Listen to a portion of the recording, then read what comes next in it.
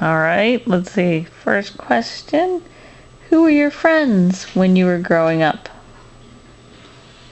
Yeah, it was, the kids I knew at school, and, we were a country school, so most of the kids lived on farms, like 4 or 5 miles from our little town. But one of my good friends was a boy named Louis Ludwig and Larry Brunner. And let's see, Ruby Walsall. We started out together in the first grade, and she's still living. Not many in our class are still alive, but Ruby's still alive, and every now and then we talk to each other on the phone. And that other girl, I think, Trudy Stubblefield. And from the 7th grade till about the 10th or 11th grade, I was chasing her. That's 4 or 5 years, and I never even got to hold her hand. I finally figured, I don't believe that this is going to work out. She didn't know I existed. But at that time, Lillian transferred from another school into our school. And that's where I met Lillian. We were, I guess, high school seniors. I met her, and that one worked. We were married 56 years. So, but our friends were the kids we went to school with, and then we went to church in Rosenberg. So I knew some kids there in the Sunday school at Rosenberg. Of course, I only saw them once a month, so I didn't get to know them real well. But I had some friends there.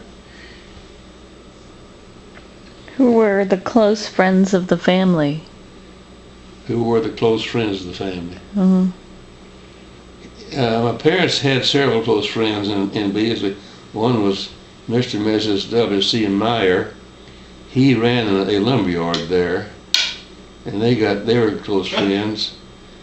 And there were two other couples from Rosenberg. What was their name? They were friends till they all died. And they would go camping down on the Gulf Coast a lot together. The Briscoes, their name was Briscoe. They were kin to the Briscoe, that was governor of Texas. The Briscoe family and the Pickards.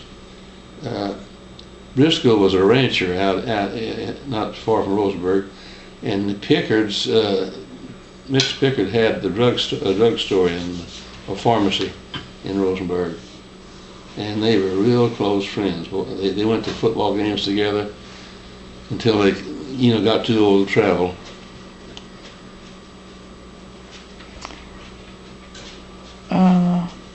Let's see. Are there any physical characteristics that run in your family? I don't know of any. My dad's father had diabetes real badly, and he died at age 42 from blood poisoning. But he was in terrible shape with diabetes. And then his daughter, who would be my dad's sister, had diabetes all her life. But the rest of us don't have any diabetes, so that didn't run. We didn't pick that up, thank goodness.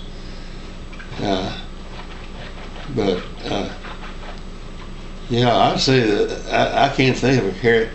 Well, longevity. My dad lived to be 98. My mother was 107, and her ancestors lived to be old. And she had 5 great uncles. They were the Edwards family, 5 boys. They were all soldiers in the Civil War. They were Confederate soldiers. 2 of them were in Pickett's charge on Gettysburg, and they all lived to be in their 90s, which is unusual because most Civil War soldiers didn't live to be 21. It was bad. But those Edwards boys just lived a long time, and 2 of them moved to Texas after the war. They were from Georgia, and one of them came to Texas, and he was appointed to the first Board of Regents of the University of Texas when the University of Texas was first created in 1882. So that's our claim to fame as one of the Edwards boys was on that board. And his picture's on the internet because, you know, all the board members are there.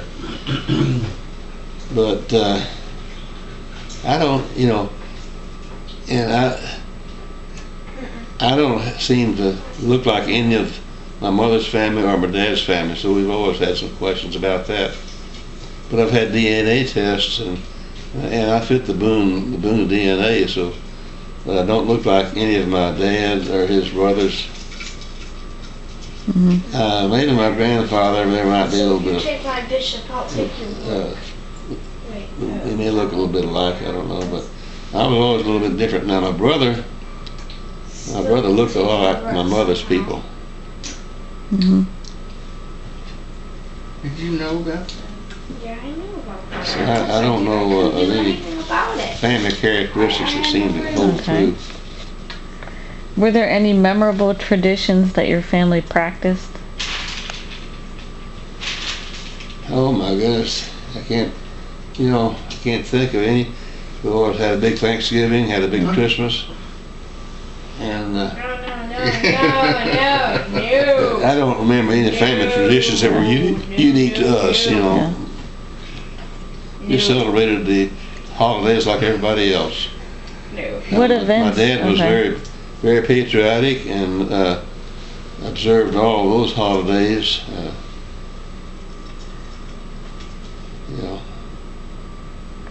my dad was in World War I, although he was not sent overseas. The war ended before he could go overseas. And then my mother had 2 or 3 brothers that were in the Move your real cold they were in the over Navy here. during World War I. Here.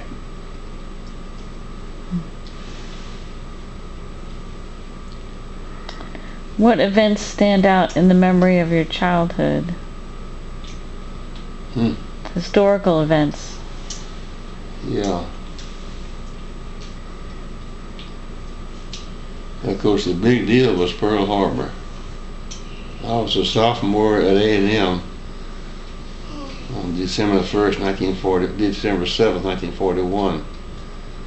And that was a shock. I was listening to the radio, listening to Gene Autry's Western show on radio when they broke into the program and announced that Pearl Harbor had been bombed. And our first question was, well, where in the heck is Pearl Harbor? Nobody knew. But that stands out. And now we used to go up to Washington on Nebraska, which is where Texas Declaration of Independence was signed. We used to go up there on March the 2nd every year they have a nice observance there. And I remember going there every year on March the 2nd. We had a big crowd there too.